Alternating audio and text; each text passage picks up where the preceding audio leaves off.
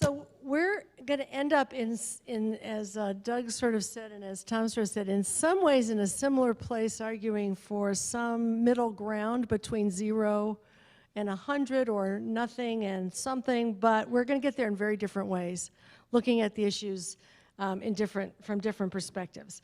And so I'm asking the broader question here, how do we assess the value added by teaching?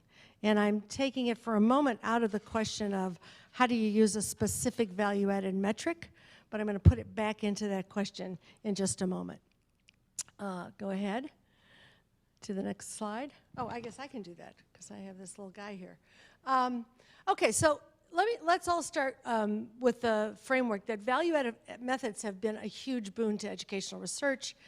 Tom, Doug, and I have all done large-scale studies where you look at how you can measure progress rather than just the status in tests. That's been a problem under No Child Left Behind. You know, just what the basic score is, not where did kids start. We've all had experience researching the effects of practices and programs in these large-scale data sets. And in fact, the MET study that Tom was talking about is one such kind of study where you can look at, in a large-scale way, how various things influence student gains. Doug did some really interesting work with the effects of national board certification, for example, as a practice or a program that you could evaluate in those terms. At the individual level, value-added methods do become more challenging and have difficulties that cause the debate that we're having right now. It's hard to disentangle other influences on student learning. It's hard to measure gains, especially on state tests, and I'm going to come back to that point because there are tests that are better able to measure gain than the current state tests we have. And it's hard to attribute gains to individual teachers. And if you kind of think of the image that would be perfect for 100% use of value added, for example, if we go to that far end of the continuum, it would be a lone teacher working alone behind a closed door who has a major or perhaps the only influence on student learning in an average class that enters with everyone sort of at the beginning of the year in their grade level achievement, and the task is to see how far they get towards the achievement we hope for at the end of the year. Do they get from, the beginning of grade 8 to the end of grade 8, using a perfect test, which measures all that we care about, measures it well, and measures it for all students across the continuum. That would be the context within which the intuitively valuable idea of value added could also translate over to making personnel decisions about individual teachers. And in that context, whereas in the large-scale studies, correlations are very meaningful, in an individual personnel decision, the fact that you have a correlation of 0.5, which means that that variable explains 25% of the variance in something else and doesn't explain the other 75%, is not very reassuring to an individual who's going to be measured by that particular metric. The correlation is only telling you a general tendency. In statistics classes, we always start by, with the height and weight comparison. Height is actually a pretty good predictor of weight. It's about a 0.5 correlation. So if we really want to predict weight, maybe we should try to influence height or measure height as a way to know whether people are obese or fit. But you could say, well, are there better measures like body mass index, like getting on a scale, like physical fitness tests that actually tell you more about weight than measuring height? And so I'm not saying that that's the case with value added, but I am saying that the correlations only get us so far. Teacher effectiveness in context, we have a lot of studies now that have accrued over these last 5 or so years. We find that teachers' value-added effectiveness is influenced by a lot of other things. Their collaboration with peers actually turns out to be a very important influence. Class size in certain contexts, particularly early grades and with higher needs students, the curriculum that gets chosen by the school, the amount of time with students. In fact, teachers who loop with students have stronger achievement gains than those who see them for only a semester. Tutoring has a huge effect. Supplementary education services, therefore, can make a big difference. Out-of-school learning, summer learning loss for low-income students has an enormous effect on that spring-to-spring test score gain or how far they may have fallen backwards before they started in the fall. School organization decisions of many kinds and administrative decisions have effects. Student characteristics and attendance have very large effects, especially attendance. And of course, we know that the measure of achievement used can make a difference. And in fact, Tom gave some slides that showed how you get a different value-added metric on the SAT-9 versus the state test. And for individual teachers, that can be it could be quite different. And the statistical model used. So all these things make a difference in the value-added metric. In addition, many things influence achievement gains. This is from a study by Dan Goldhaber and colleagues. These proportions have been looked at in many other studies. This is actually not unlike a study that Rick Hanyashek did in terms of finding that, in this case, they were controlling for prior achievement, but the teacher factor is about 8.5% of the prediction of the influence on student achievement. Classroom level factors, school level factors, there's some part that's unexplained. Student background factors include a lot, including the prior test score. But interestingly also, 95% of the school, classroom, and teacher effects were unobservable. What that means is that while we know that those levels in a nested model have some influence, we don't actually know what causes those effects for each of those levels. And when you do value-added models, you're trying to predict what the outcome will be based on some variables on the front end. And some people have done a very sophisticated job of putting a lot of variables into the model. But even so, there are a lot of things that you can't explain. And that metric that is called the teacher effect is what one of my colleagues called the error term in the regression equation. It's basically what you can't explain with the variables you've put into the model. It's whatever's left. And some part of that is the teacher, but some part of it is these other things that are not observed in the model. Because of a variety of factors, the value-added estimates are pretty unstable from year to year. In Tom's earlier slide, when he was showing you some relationships, he was actually using a career average rather than a year-to-year variation. The year-to-year variations, this is from a 5-district study by Tim Sass, boiled down. If you look at a teacher who got an A in year 1, that is top 20%, her chance of getting a C, D, or F is a 50% chance in year 2. A teacher who got an F in year 1, bottom 20%, has a 50% chance of getting an A, B, or C in year 2. Some of us have looked at the question of what causes that variability, because if you just look at what's happening, it bounces around a lot. And in a study I did with colleagues at Stanford, we found this high variability in student achievement. We were looking to identify effective and ineffective teachers, and then we were going to study them and say, oh, the effective teachers did this, the ineffective teachers did that. And in fact, it turns around, people bounce around more at the tails than they do in the middle. And we had this kind of instability. And then we found that actually classroom composition, even though we had controlled for various background characteristics of students, special ed status, English learner status, poverty, and so on, that actually had a lot to do with how those things bounced around. Tracking makes a difference. Which track you're teaching and whether it's tracked. In fact, Doug has done some studies that reaffirm that. For all these reasons, the National Research Council and others have issued reports suggesting that value-added estimates should not be used to make operational decisions because they are far too unstable to be considered fair or reliable.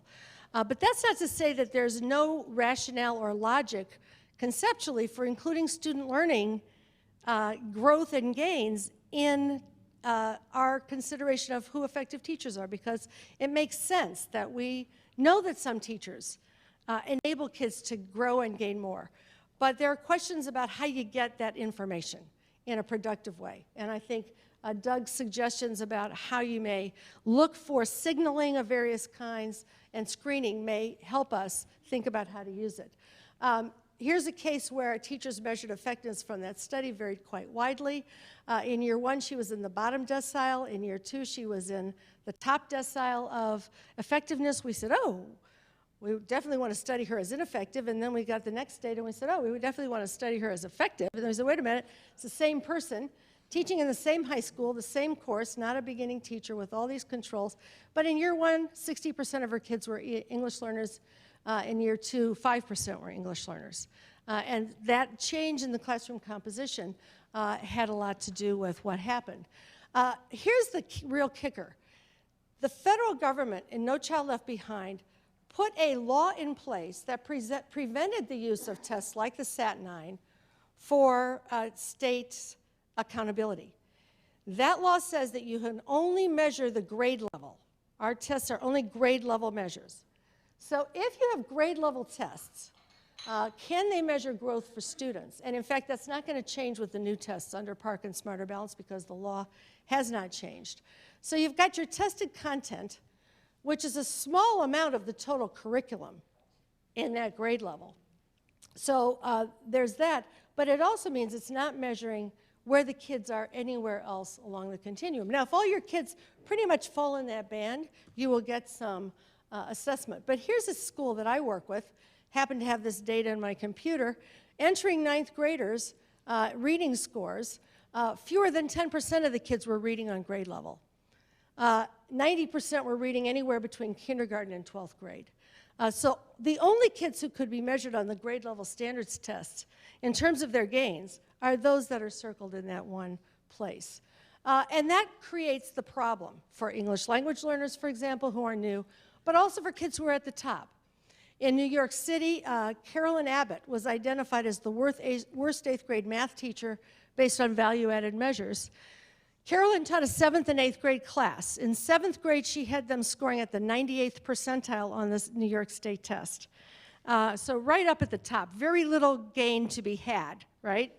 And here's what the parents and kids said about her. She's a great teacher, she's fabulous, one of my daughter's favorites, an amazing teacher. I've been looking forward to having math with her. What happened? By 8th grade, her kids had very little place to grow on the 8th grade test, but her kids were taking the 10th grade curriculum. And they all passed the Regents 10th grade test in math, a third of them with perfect scores. This teacher, under the rules in New York City, could not be granted tenure at that time, because on that single measure of value added, her gains couldn't be shown. In her case, the grade level test didn't measure really any of what her kids were doing. And so there was no real measure provided by that metric. We find this kind of thing that's happened from Houston on both ends of the continuum. Teachers teaching in grades in which English language learners are transitioned, least likely to show added value, special ed students, but also those teaching gifted students who are way above the grade level also can't show gains. So there are classes of teachers for whom the metric is not accurate. And if you are dealing in individual personnel decisions rather than correlations, it matters whether it's accurate for every teacher. It can also create counterproductive incentives. Here's what some Houston teachers said. I'm scared to teach in the 4th grade. In an ELL transition grade level, that's when the English learners come into the mainstream classes, because my scores are going to drop and I'm going to get fired. And hundreds of teachers have been fired in Houston based on this metric. Another teacher, when they say nobody wants to do 4th grade, nobody wants to do 4th grade, nobody. So we also know that some of our current tests are narrow, and that's been the point that's been made earlier. Here's the solution I would propose. We should use multiple measures of learning to assess student learning. We should not rely simply on the state test, which is restricted in the way that it is. We should have a basket of evidence that teachers develop around goal setting matched to the curriculum and the students that they teach, which can include local, state, and national tests and assessments, and can include authentic assessments of various kinds, essays, research projects, investigations, and so on. Can include English proficiency gains for English learners, accomplishment of learner goals, and other measures. So in Maria's case, her basket of evidence might include the English language proficiency test gains for her new English learners in that class. They might include the developmental reading assessment, which is a profile that allows you to evaluate reading gains across a continuum from kindergarten all the way to 12th grade. They might include the state test, but they ought to be a big asterisk on that because it's a very poor measure for what she's teaching and what who her kids are. In Carolyn's case, her basket of evidence should have included the Regents test scores, which were really what her kids were studying, And maybe she would give a pretest in the beginning of the year about their knowledge of that curriculum so that you could see what their gains were by the end of the year. They might include the state test with a big asterisk on it because it doesn't really measure her kids around the curriculum they were learning. But they could also include the math exhibition that they did at the end of the year where the kids were doing an investigatory project applying their math knowledge. So we need to get to a place where the use of these measures is really productive for student learning and teacher learning. In an integrated system where we don't have a metric on the side, a value-added number over here, which may or may not be accurate, but where you have standards-based measures of practice linked to what's going on with your measures of student learning and professional contributions. In a book I just finished called Getting Teacher Evaluation Right, I give a lot of examples of districts that have done this, where teachers are in fact using goal setting around standards, sometimes individually, sometimes in teams and groups, sometimes in departments, where they're coached by a mentor or a principal around both what they're doing in the classroom and what the evidence of student learning is showing and how those relate to one another, and where sometimes this is being used to produce department-wide and team-wide changes in practice as well as individual changes in practice. Student learning objectives are one way to do that in a goal-setting process that can be individual or collective. They can use a wide range of measures, including state, national, district tests of various kinds. And they can also support collaboration when they're used in the right way. We should also, and I'm closing here, remember that if we want effectiveness at the end of the day, then we should think about all the things that make teachers effective, evaluation being only one. And if we look at the literature on what counts, we should be worrying then about high-quality preparation and mentoring, putting teachers in the right assignments and conditions that allow them to be effective, allowing them to have those collegial learning opportunities that boost collective effectiveness as well as individual effectiveness, having a coherent curriculum that allows kids to make greater gains, as well as evaluation systems that have all of these different components.